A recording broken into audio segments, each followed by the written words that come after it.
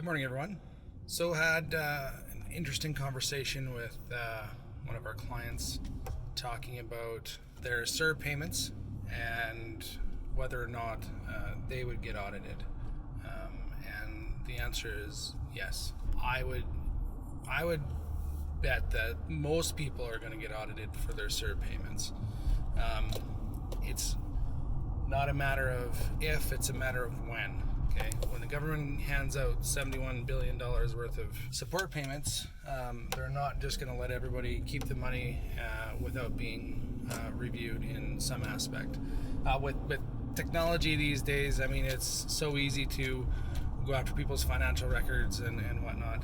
And the reason why this particular person was concerned is because they are potentially breaking the rules by still operating their business and only taking out less than $1,000 a month. So that is potentially against the rules, and I say potentially because it probably is.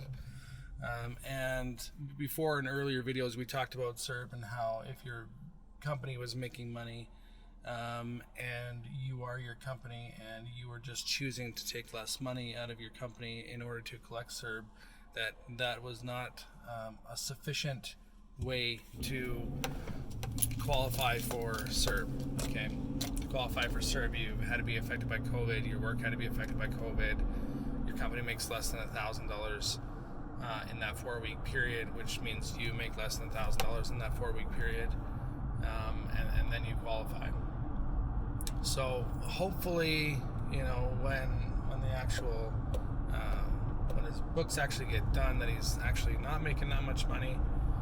That way we can qualify for CERB, and if he is, then there's going to be the conversation of contacting the CRA and returning that money before an audit.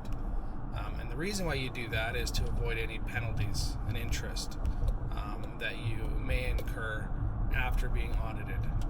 So if you come clean before you're audited, it won't cost you anything.